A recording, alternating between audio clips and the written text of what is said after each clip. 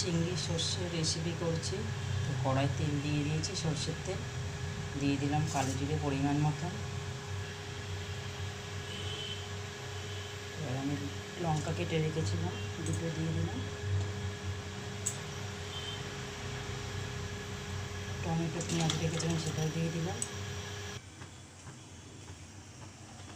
তো এইগুলো দিলাম। এবার আমি চিংড়ি মাছ ছাড়িয়ে রেখেছি, সেটার উপর দিয়ে দিলাম।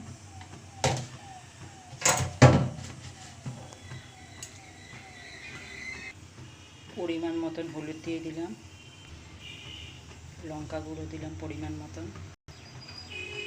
এবার আমি পেঁয়াজ, আদা, রসুন, ধনে, জিরে পেস্ট করে রেখেছিলাম, সেটা দিয়ে দিলাম।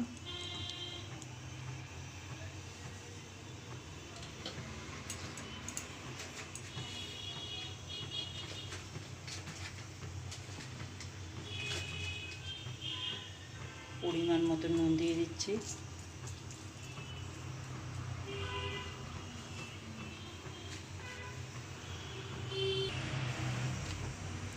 সরষে আর পোস্ত পেস্ট করে রেখেছিলাম, সেটা দিয়ে দিলাম। দিয়ে এইগুলোকে ভালো করে মাখিয়ে নেব।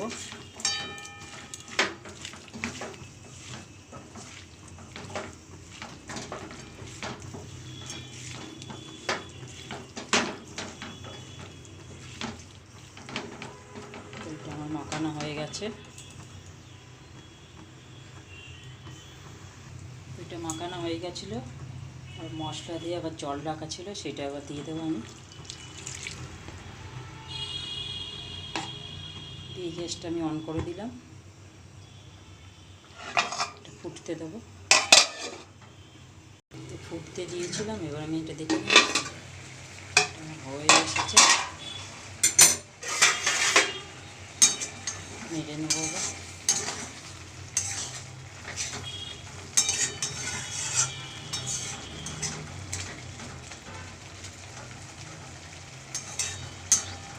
সর্ষে পোস্ত চিংড়ি কমপ্লিট। এর মধ্যে এবার আমি ধনে পাতা কুচিয়ে রেখেছিলাম, এর উপরে দিয়ে দেবো।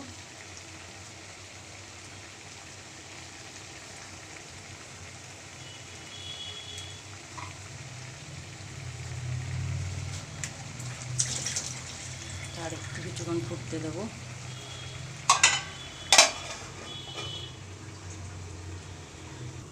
ফুটতে দিয়েছিলাম আর দেখে নিলাম, দেখে এবার কমপ্লিট হয়ে গেছে। একটু নেড়ে নেব।